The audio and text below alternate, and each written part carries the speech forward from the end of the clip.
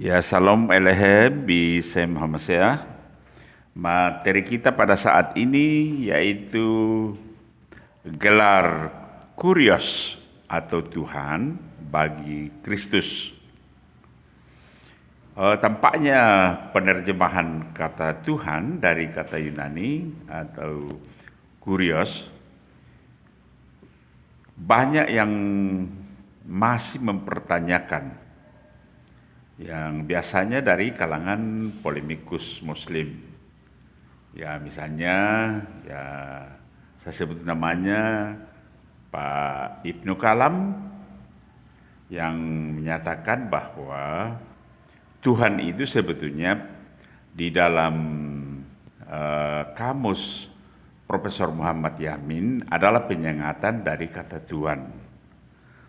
Dan para polemikus Kristen yang bergabung dengan dalam diskusi itu tidak dapat memberikan jawaban yang jelas. Bahkan ya saya memberikan komentar, tetapi ya berlanjut terus pertanyaan itu, dan syukur puji Tuhan bahwa Pak Ibnu Kalam saya lihat memang dia mau mencari kebenaran yang hakiki atau kebenaran yang sejati. Tidak sama dengan polemikus Muslim yang lain, ialah mencari pembenaran untuk kitab suci mereka. Dan itu kita syukuri bahwa mereka-mereka inilah yang kita cari untuk bagaimana untuk bisa memahami, karena mereka ini adalah pencari kebenaran yang sejati. Bahkan dari kalangan Kristen sendiri yang tidak mengimani bahwa Yesus Kristus itu adalah Allah yang inkarnasi, ya misalnya saudara kita dari kalangan Saksi Yahua, di mana kata yang diterjemahkan Tuhan dalam Alkitab bahasa Indonesia adalah dari kata Yunani kurios, berasal dari kata kuros, supremasi, keunggulan, dan kata kurios itu ditujukan kepada pribadi yang memiliki orang atau benda, sehingga pribadi itu memiliki kuasa untuk mengatur orang atau benda yang menjadi miliknya. Kata kurios itu sepadan dengan kata Ibrani Adonai, sepadan dengan kata Rab di dalam bahasa Arab. Kata ini dapat digunakan baik untuk Allah maupun untuk manusia. Dalam Injil sendiri, kata kurios dalam banyak ayat dipakai untuk Allah. Misalnya ya kita bisa lihat di dalam Matius pasal 1 ayat yang ke-20, ayat yang ke-22, dan ayatnya yang ke-24. Juga dalam Matius 2, ayat 13, 15, dan 19, dan Matius 4 ayat 7, kemudian Matius 5 ayat 33, dan masih beberapa lagi yang tidak dimuat di sini. Kata Yunani atau kurios dipakai untuk siapa-siapa.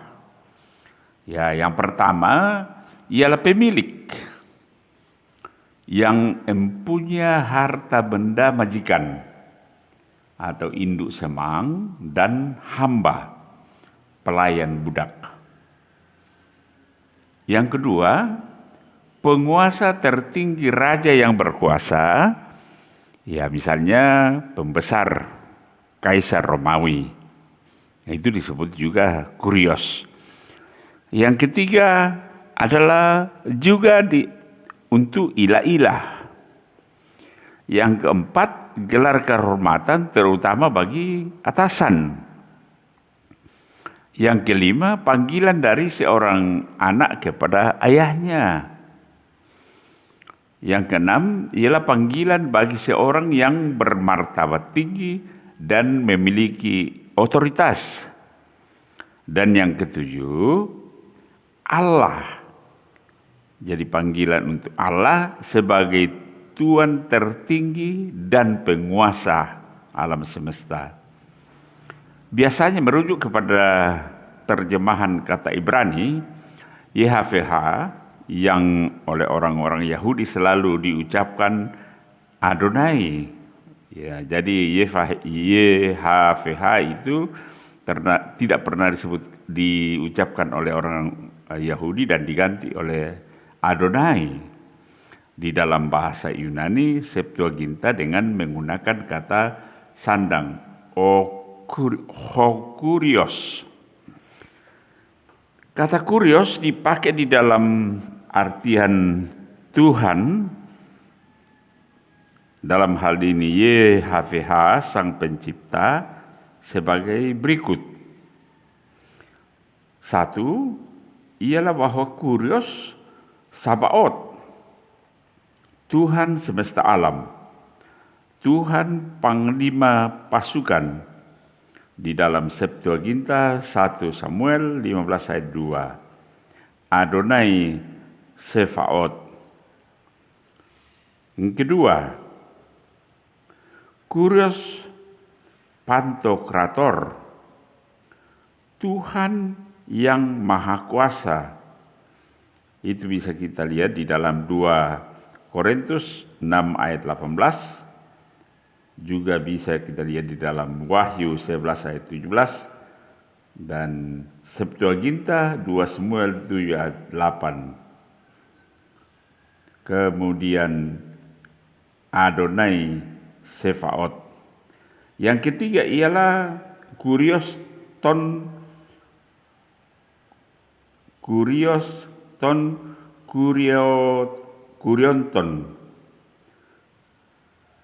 Tuhan dari segala Tuhan. Itu bisa kita lihat di dalam 1 Timotius pasal 6 ayat 15. Dalam Habrit Hakadasa yang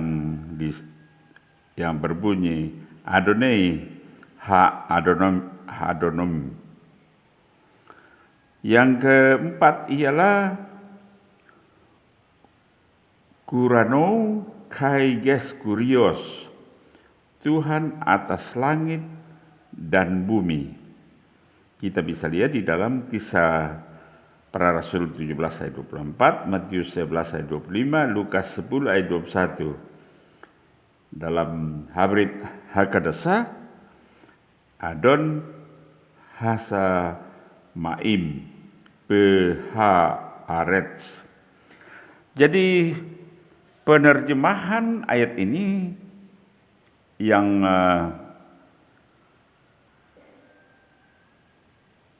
menulis bahwa kamu menyebut aku guru dan Tuhan, dan katamu itu tepat, sebab memang akulah guru dan Tuhan.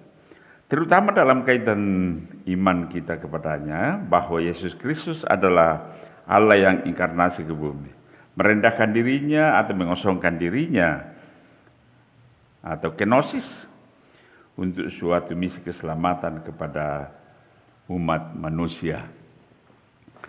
Sejak kejatuhannya di dalam dosa. Di dalam tradisi Yahudi Rabbanik, mengenal liturgi doa atau disebut sebagai sidur, Adon Olam, Tuhan yang kekal atau penguasa kekal, yang mereka tujukan kepada Allah Sang Halik. Demikianlah Dia, Yesus Sang Mesias. Dia adalah Allah Sang Halik itu.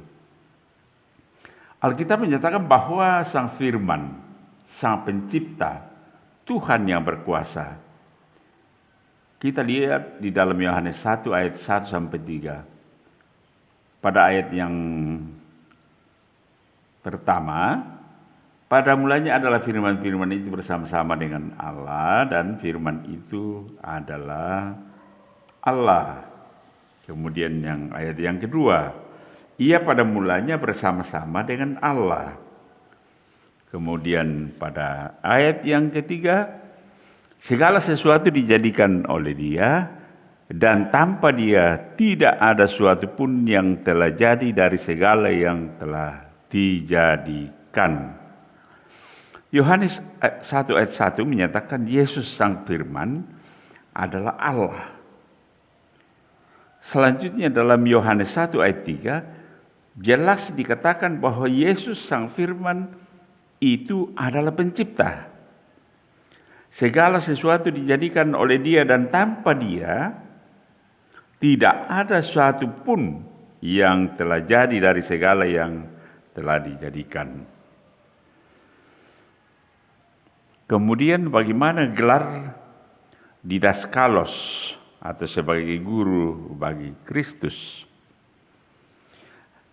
Di dalam Alkitab Perjanjian Baru, autograf memang ditulis di dalam bahasa Yunani. Dan posisi bahasa Yunani kala itu adalah seperti bahasa Inggris sekarang, seperti lingua franca atau bahasa perdagangan, bahasa internasional. Dan kala itu bahasa Yunani adalah bahasa dari kaum cerdik pandai. Namun selepas pembuangan dari Babel, orang-orang Yahudi berbahasa tutur kepada sesama orang Yahudi dengan menggunakan bahasa Aram. Tuhan Yesus dan murid-muridnya adalah orang Yahudi atau Semit yang kesehariannya berbahasa Aram.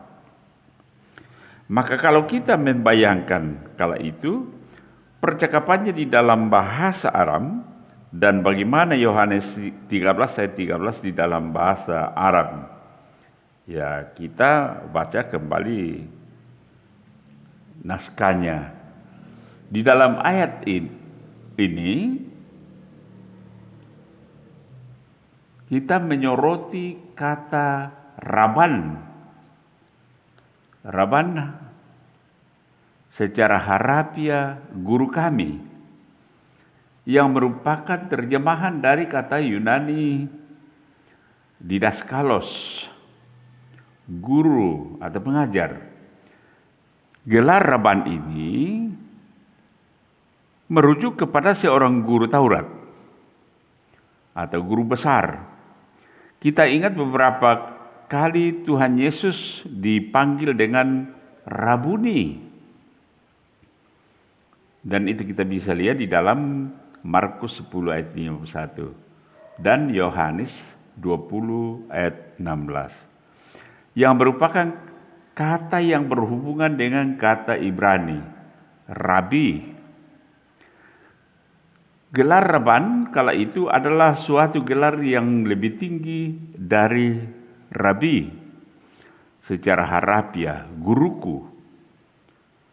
Dan kita bisa lihat di J. Neusner, The Rabbinic Tradition About the Pharisees Before, 1971, halaman 341. Ada dikenal nama Gamaliel. Dalam bahasa Ibrani, Gamliel artinya upah dari Allah. Yang bergelar Raban, dia adalah seorang guru besar hukum Taurat yang pernah menjadi guru bagi Rabi Saul atau Rasul Paulus. Raban Gamaliel adalah putra Simon dan cucu dari Rabbi Hillel.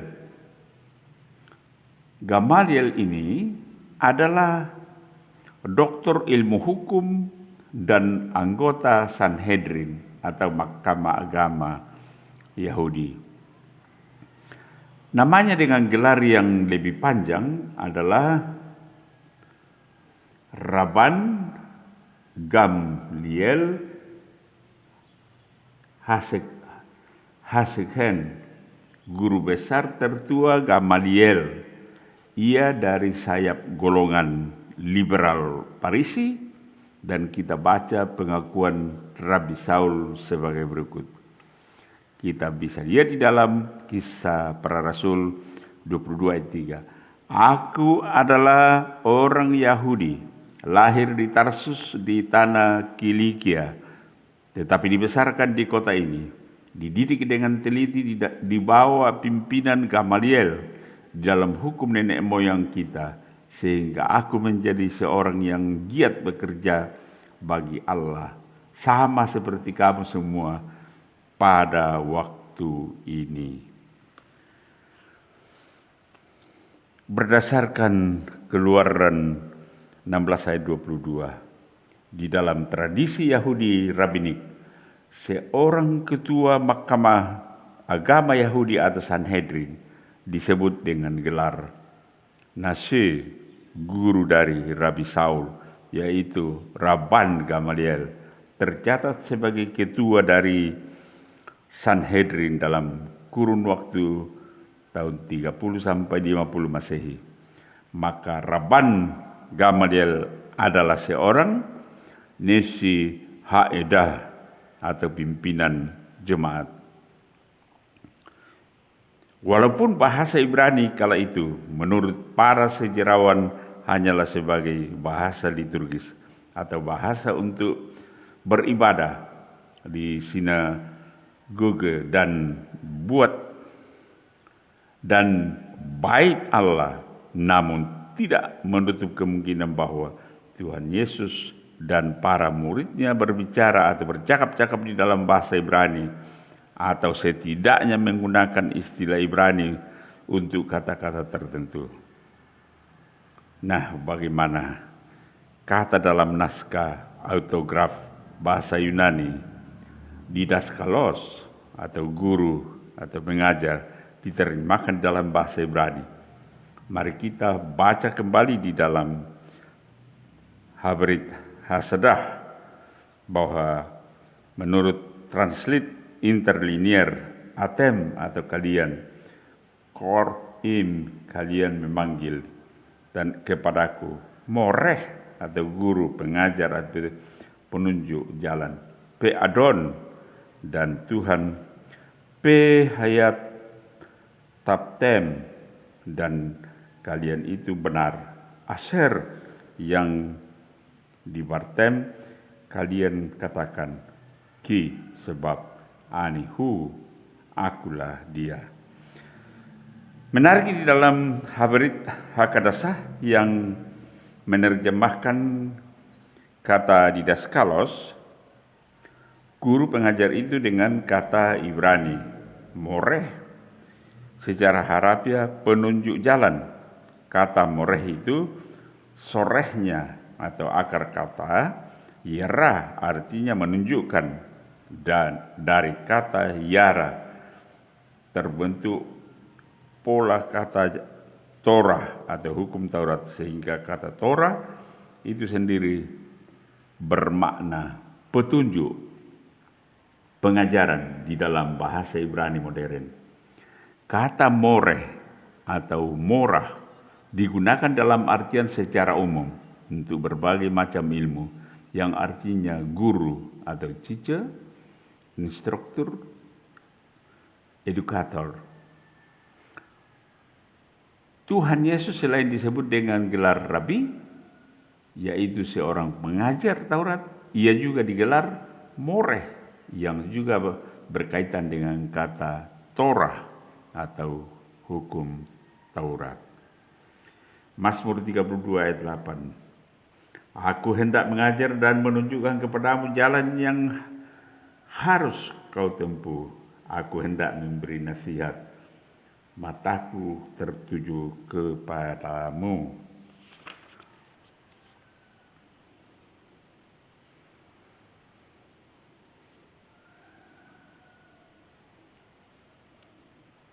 Yohanes 14 ayat 6, kata Yesus kepadanya, akulah jalan dan kebenaran dan hidup. Tidak ada seorang pun yang datang kepada Bapa kalau tidak melalui aku. Yesus Kristus adalah guru dalam bahasa Yunani, didaskalos, Ibrani more dan Tuhan, Yunani kurios, Ibrani Adon atau Adonai. Dia adalah sang penebus dan juru selamat kita, dan untuk menjalankan peran itu ia pun menjadi Tuhan dan guru kita.